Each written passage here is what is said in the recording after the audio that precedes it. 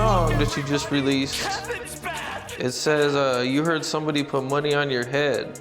New year, new blessings. You understand me? We made through a hell of a year. You understand? Anybody that ain't for you, anybody that's going against you, anybody that's goddamn negative, you understand me, ain't bringing no positive vibe. You know, in the words of Gucci, put that ass in the dirt, nigga. Damn! For sure, you did. And we go take a toast today. MO3, a rising Dallas rapper, was tragically killed in a drive-by shooting on November 11th, 2020 on the I-35 freeway. On a cool November morning, the city of Dallas awoke to devastating news.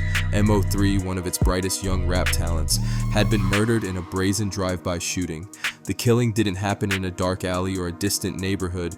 It unfolded in broad daylight, right on the busy I-35 freeway, one of the city's main arteries. The public nature of the crime shocked not only local residents but fans across the country who had watched Mo3's rapid ascent in the music world. Known for his unique blend of raw street narratives and gospel-influenced melodies, Mo3 had built a loyal following both in Texas and nationwide. His music often spoke of pain, struggle, and survival, echoing the harsh realities of his upbringing. Have you personally had any near-death experiences yourself? A lot of time. Anything you can talk about? Yes. On that fateful day, Mo3 was reportedly traveling alone when he noticed a vehicle tailing him. What began as a normal drive quickly turned into a pursuit. At some point, his vehicle was forced off the road. Witnesses described a scene straight out of a movie. A man exiting his car, chasing Mo3 on foot across the freeway, and then firing multiple shots. Mo3, despite trying to flee, was struck several times and collapsed. Paramedics arrived quickly, but he was pronounced dead shortly after at a nearby hospital. The incident was surreal. Traffic halted, stunned commuters watching in disbelief, while news helicopters hovered above, broadcasting the aftermath. For Dallas, it was more than just another case of gun violence. It was the silencing of a voice that had spoken for the streets, for the overlooked and unheard. Mo3's death wasn't just a personal tragedy, it was a cultural loss for the entire southern rap scene. The I-35 became a crime scene, but also a symbol of just how far the violence had escalated in the rap world, turning freeways into battlegrounds and cities into mourning grounds. Mo3 reportedly refused security and ignored advice to leave Dallas, believing he was not in danger. As Mo3's fame grew, so did the risks. Yeah, man, I heard crazy stuff all the time, man. Got money on my head and stuff, man, for what? So those are the type of rumors you're hearing? Yeah, I just hear this type of stuff every day, man. I hear I got money on my head. I heard I'm gonna get killed. I hear all type of shit, man, you know. It's normal to me though, like I'm numb to it. I hear it so much. It's just like, you know, I had to rap about it. I had to say something about it. I hear it so much, like, it's crazy, you know. The rap world, especially in cities like Dallas, can be both a pathway to success and a precarious environment to navigate. There's an understanding within the industry that once you rise, you attract not just fans but also enemies. For Mo3, however, the danger seemed like something he believed he could avoid, something that wouldn't touch him. It was a common sentiment among many artists, particularly those who came from the streets, like Mo3. The street code often involves a sense of pride and toughness, and for Mo3, leaving his hometown Dallas would have felt like abandoning everything he stood for. Mo3's decision to decline security was not unique. Many rappers feel that security is a sign of vulnerability. It signals that you're scared, and Mo3 wasn't scared. He had a history of defying odds and standing tall in the face of adversity. To him, security could have been a symbol of weakness, and leaving Dallas, that would have been admitting defeat. Even as the tension around him grew due to ongoing feuds with rival artists and threats made on social media. Is my pussy ass out laid up in a hospital talking about he got in a car wreck? Boy, fuck that, talking about you broke your leg. Tell these niggas you really got hit up. Yeah, pussy ass nigga. Bitch ass nigga, you capping. Nigga, you got hit up. Everybody know you got hit up when your pussy ass went to the hospital. You telling people don't record it, don't put it out there, woo, cause you want motherfuckers to think in the city you untouchable. Nah, bitch, it's pressure. Nigga talking about he broke his leg in a car wreck. You goofing the hoe. I bet your partner sitting up there looking like, bro, so he just gonna act like he ain't get shot? A couple weeks ago, he gonna act like nigga ain't hit him up and be live? Stop playing. I don't know who did it, I'm just saying. Why you capping like your leg got broken in a car wreck? Pussy ass back up down. Yeah, nigga, I'm proud. Mo3 remained resolute in his belief that he was untouchable. His confidence, often seen in his bold lyrics, translated into his life choices, where he felt he could handle any situation that came his way. This mentality, however, put him in direct conflict with people who didn't share his worldview. In the streets where loyalty and pride are paramount, Mo3's refusal to leave or take extra precautions wasn't just about bravado, it was about being rooted in the community that had shaped him. He believed that his ties to Dallas, his authenticity, and his connection with his fan base would protect him, that his success on the mic would overshadow the threats against him. Unfortunately, this belief would ultimately prove to be a fatal flaw. Those who wanted him gone didn't care about his confidence, they only cared about eliminating the perceived threat he posed. When you got people trying to target you, and when you a target, and when you got so many people that hate you and hate your success and hate where you done came from, and yeah, man, like death gonna pop up in your head because, you know, it's basically how it always ends. By staying in Dallas, he was staying in the lion's den, and the danger was always closer than he imagined. On the day of the shooting, Mo3 exited his vehicle, potentially to retrieve a firearm from his glove box, which proved to be a fatal mistake. The day of Mo3's death unfolded with terrifying speed. As the confrontation escalated on the highway, Mo3's instinctive reaction was to exit the vehicle. Surveillance footage from nearby traffic cameras would later show him stepping out of his car as the gunman closed in. The decision to leave the vehicle, however, was a fateful one. In an environment where violence is often a constant threat, people who carry weapons are trained to react quickly, and Mo3 was no exception. He was a product of the streets, and in that moment he likely believed that accessing a firearm from his glove box would provide him with a form of defense, a way to protect himself in a situation that felt like it was spiraling out of control. But there's more to the story than simply reaching for a weapon. Mo3 had faced numerous threats in the past, but he had always walked away, often due to his street smarts or the influence of his reputation. I think about death, because that's what people wish up on me. Yeah. But shout out to all the good rappers in my city. They some real good rappers. Okay. They some real good rappers. That day, however, something had shifted. Was Mo3 trying to defend himself, or was he trying to bluff his attacker into thinking he had a gun? It's a question that has puzzled many who followed his case closely. In a moment of panic, Mo3 may have thought that making it appear like he was armed might cause the attacker to hesitate or retreat. This instinct, however, may have backfired. In a world where split-second decisions can be life or death, Mo3's actions gave his assailant the opening they needed to strike. Exiting the vehicle left him exposed. His assailant, without hesitation, took advantage of the opportunity. With gunshots ringing out, Mo3 was struck multiple times. The tragic irony is that in trying to protect himself, Mo3 exposed himself even further.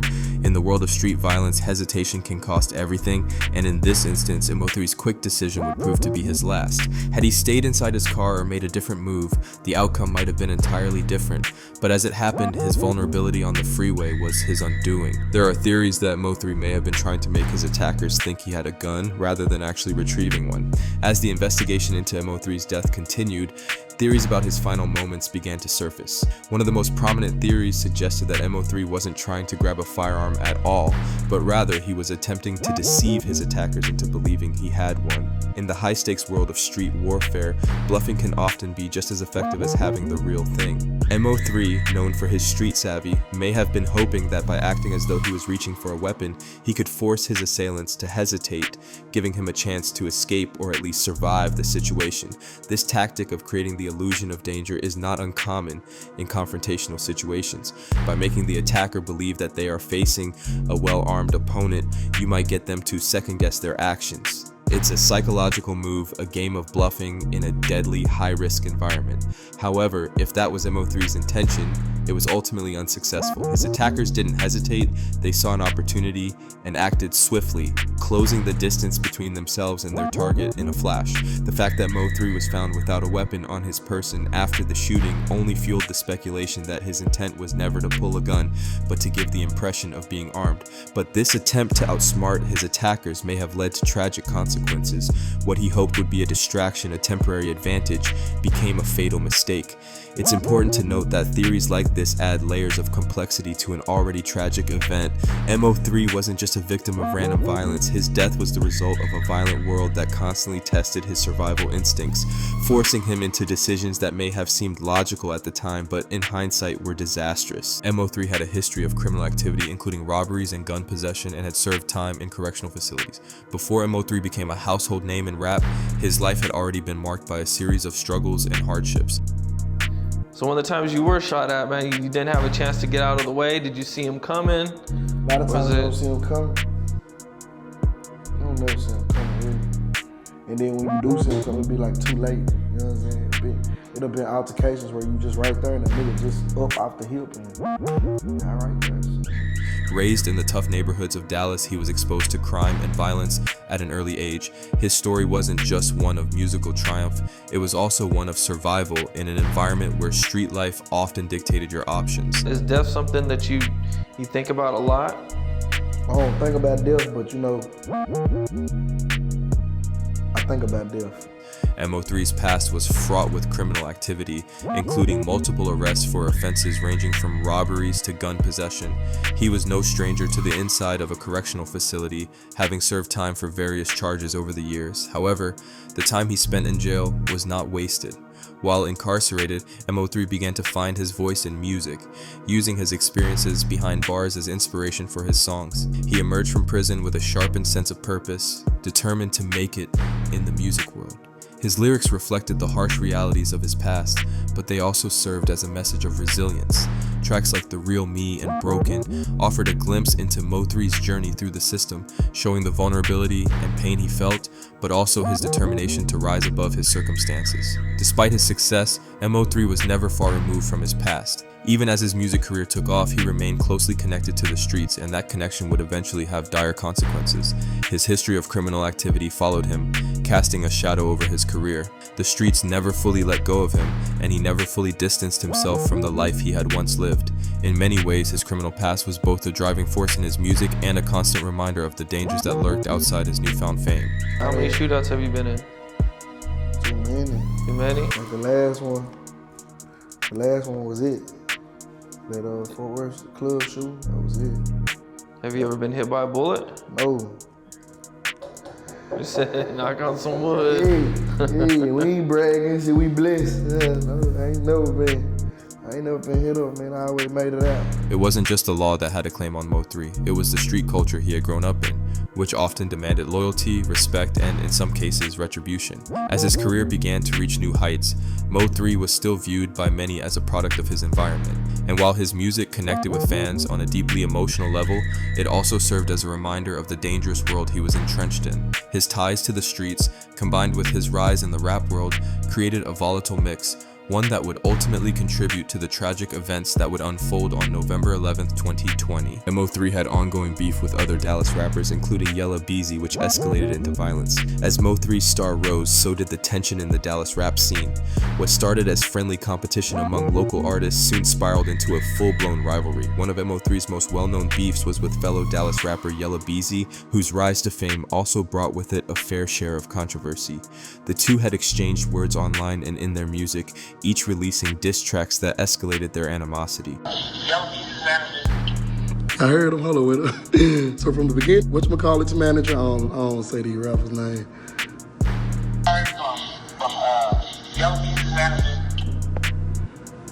Hello.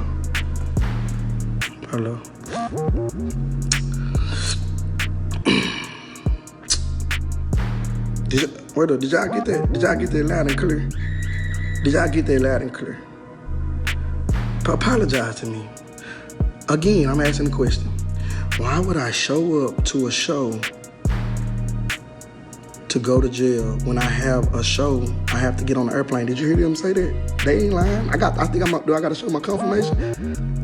I have to get off the stage, bro, and go to the airport, DFW. I have a show in Kentucky. I had 2 shows that day. Why would I? Hey, y'all pretty go to jail. Fuck it. What may have initially been an industry rivalry between two artists soon bled into the streets, where words had consequences. The tension between Mo3 and Yella Beezy was never just about rap. It was about respect, about dominance in a city where every rapper was vying for their piece of the spotlight. As their beef intensified, it moved beyond music and into real-life confrontation. The diss tracks became a soundtrack for a deeper feud, one marked by threats, insults, and increasingly violent interactions.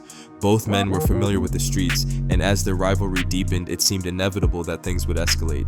By the time Mo3 was killed, the tension between him and Yella Beezy had reached a boiling point. I did want to ask this, you barely acknowledged it. You barely ever had anything to say about it, but there was a lot of tension, at least on records or people talking online, between you and Mo3. Now that he's passed, how do you view all that? Like, are you able to admit that he was, an important factor in the city for that period of time, or is it still just, you can't say anything? Nah, I ain't never been no teacher nobody. Right. That was it. Right. I ain't never been no teacher nobody. Look at this guy. I saw you give Vlad an answer like that at one point too. I'm serious. I don't have a problem with people. Right. He ain't had no problem with me. While there's no definitive proof that Yella Beezy played a direct role in Mo3's death, the ongoing feud was undoubtedly a contributing factor. In street culture, unresolved conflicts often lead to violence, and both Mo3 and Yella Beezy were aware of the consequences of their rivalry. The animosity between them was palpable, and in a world where pride and reputation are everything, neither side was willing to back down. Yella Beezy's involvement in the situation wasn't just limited to verbal exchanges. In the months leading up to Mo3's death, there were reports of physical confrontations and incidents that further fueled the hostility between the two. While Mo3's murder was not directly attributed to their feud initially, investigators began to suspect that the feud played a crucial role in the build-up to the tragic event. Rivalries between artists often ignite a chain reaction of violence that can spiral out of control, and in Mo3's case, it seemed as though the streets were always one step behind him, waiting to catch up. Why couldn't you ever acknowledge 3 before or after his death? What was the point? When you say what was the point, you knew it was something that could help the city, and they just kind of wanted you to acknowledge it. Even if... Did he acknowledge me? Yeah, he called you what you call it. Yeah. Yella Beezy was arrested and charged with murder for hire in connection with Mo3's death, with allegations that he paid $40,000 for the hit. In a shocking turn of events, Yella Beezy, once one of Dallas's most promising stars, found himself at the center of the investigation into Mo3's murder. The initial reports surrounding the killing pointed to a possible street dispute, but as the investigation progressed, the details began to paint a more sinister picture. Authorities soon arrested Yella Beezy, charging him with being involved in a murder-for-hire plot connected to Mo3's death. Hey, Yella Beezy getting locked for Mo3's murder. That's bad than the shooter told. Well, here goes the thing. Back in the day, they paid assassins. Now they pay shooters. Or they're paying the YN. And I hear that police lined him up, gave up the boy's cell phone. He was texting all kind of crazy, and he was responding to it. Oh man, ain't no way he on text messages saying, "Yo, I'm gonna still put your payment on the commissary." No way. They said they got him sending the money and everything. The allegations were as grave as they were disturbing. Yella Beezy allegedly paid $40,000 to have Mo3 killed. The arrest sent shockwaves through the rap world. Yella Beezy had been one of the most successful rappers to come out of Dallas in recent years, and his rise to fame had been meteoric. His hit singles, flashy lifestyle, and widespread popularity had made him a fixture in the industry. To think that he could be involved in something as heinous as orchestrating a murder stunned fans and fellow artists alike. The charge of murder for hire added a new layer of complexity to the case, suggesting that Mo3's death was not just a random act of violence but a targeted assassination orchestrated for financial and personal reasons. Investigators worked tirelessly to uncover the truth, with each new revelation adding to the shock of the case. While Yella Beezy had always maintained a degree of separation from his rivalries in the public eye, the behind-the-scenes dealings and conversations pointed to something far darker. Authorities suggested that the motive behind the hit was not just personal animosity but also rooted in a financial incentive, with the price tag on Mo3's life being a significant sum. The case against Yella Beezy grew stronger as the investigation uncovered more evidence linking him to the murder plot. In the eyes of many, Yella Beezy's arrest marked the fall of one of Dallas's brightest stars. What was once a city of promise for the rapper now became a place filled with questions about his role in the violent death of his rival.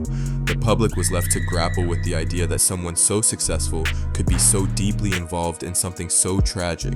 Yella Beezy's arrest and the charges against him only deepened the mystery of Mo3's death, leaving fans and the rap community at large searching for answers. Witness testimony and recorded conversations are key pieces of evidence in the case against Yella Beezy. As investigators delved deeper into the circumstances surrounding Mo3's death, they soon uncovered vital pieces of evidence that pointed toward Yella Beezy's potential involvement.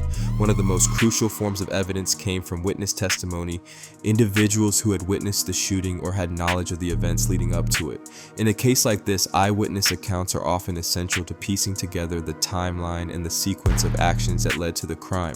Several witnesses reported seeing Mo3's vehicle being followed, as well as the subsequent confrontation that ended with his tragic death on the freeway. But it wasn't just the physical evidence that helped authorities build their case. It was also the testimony of people close to the situation who had knowledge of the tensions between Mo3 and Yella Beezy. In addition to eyewitness testimony, another major piece of evidence came from recorded conversations. Investigators were able to secure a series of phone calls and text messages between key individuals, some of whom were allegedly involved in the events surrounding Mo3's murder. These recorded conversations revealed incriminating details, shedding light on the motivations behind the attack and the planning that went into it. In particular, conversations between Yella Beezy and other associates revealed the deep-rooted animosity between the two rappers, as well as hints at a potential plot to eliminate Mo3. The content of these conversations added weight to the allegations that Mo3's death wasn't just a random act of violence but part of a larger scheme to silence a rival. One key conversation that emerged was between an alleged associate of Yella Beezy and a known figure in the street community discussing a $40,000 payment for the hit. This transaction was reportedly linked to the contract killing of Mo3, confirming suspicions that his death was a planned execution rather than an unfortunate run-in with a random assailant. Do you feel 3's death impacted your career and the support from the city? I mean, they gonna hate do whatever they gonna do regardless. Either way, no matter what went on. They ain't had nothing to do with it. These are facts. That didn't have nothing to do with nothing, like, far as my career, like, why I was getting out of contract. The nature of these recorded communications, coupled with the eyewitness testimony, created a clearer picture of the events leading up to the murder, helping investigators tie Yella Beezy to the crime. The role of recorded conversations in criminal investigations cannot be overstated. In many cases, these recordings serve as undeniable evidence of intent and involvement. In Yella Beezy's case, the recorded calls and texts provided a damning look at the dynamics of the ongoing feud and the extent to which it had escalated. With such evidence in hand, authorities began to close in on Yella Beezy, building a case that would eventually lead to his arrest and charge. But even with the weight of witness testimony and recorded evidence, the case remained complex. The murder of Mo3 was not just about one person, it was about a web of individuals, connections, and rivalries. While Yella Beezy's involvement became more clear, investigators still had to untangle the full story behind the plot to ensure that all those responsible were held accountable. The testimony and recordings were key to getting one step closer to the truth. When it's beef or anything going on in the city, like, that's a bad look anyway. Two other men, Q1 Dontrell White and Devin Maurice Brown, were also arrested for their involvement in Mo3's murder. As the investigation into Mo3's death progressed, two other individuals were arrested and charged in connection with the crime, Q1 Dontrell White and Devin Maurice Brown. These men, while not as publicly known as Yella Beezy, played significant roles in the plot to murder Mo3. Their involvement was uncovered as investigators pieced together the timeline and evidence surrounding the murder. Q1 Dontrell White, reportedly a close associate of the individuals involved in the conspiracy to kill Mo3, was found to have played an instrumental role in executing the plan. White was believed to have helped facilitate the hit by providing crucial information about Mo3's whereabouts and movements on the day of the shooting. Surveillance footage, phone records, and witness testimony all suggested that White had been in contact with both the shooter and others involved in the scheme. His arrest marked a turning point in the investigation, as it revealed that the murder was not the work of one individual, but rather a coordinated effort among several people. Devin Maurice Brown, on the other hand, was implicated as the alleged shooter in the drive-by shooting. While his name hadn't been widely recognized before the case, his involvement as the gunman became clear through physical evidence and witness identification. Brown, it appeared, had been the one to fire the fatal shots that ended MO3's life. Authorities were able to trace his movements to the scene of the crime through surveillance footage and by analyzing phone records. His arrest was a significant step forward in the investigation, as it confirmed the identity of the person responsible for carrying out the murder. The involvement of White and Brown added new layers of complexity to the case. While Yella Beezy was suspected of being the mastermind behind the murder, it was clear that the execution of the plan involved multiple people. The web of individuals connected to Mo3's death expanded, showing that the hit was not just an isolated act of violence, but part of a larger conspiracy. White, Brown, and Yella Beezy all had roles to play, each contributing in their own way to the tragic ending of Mo3's life.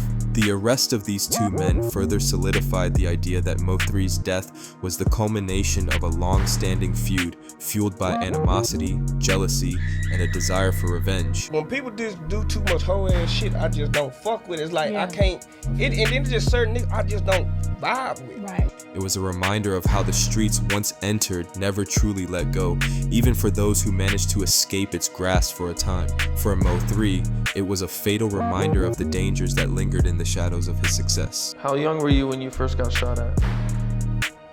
About 15. 15? About 15. That's why I told her where the gang banging come from. You know, that's where the shootout jumping outfit. You know, house parties. You know, after school fights. It's, you know, somebody got a burner. Yella Beezy is currently under house arrest with an ankle monitor awaiting trial and facing potential death penalty.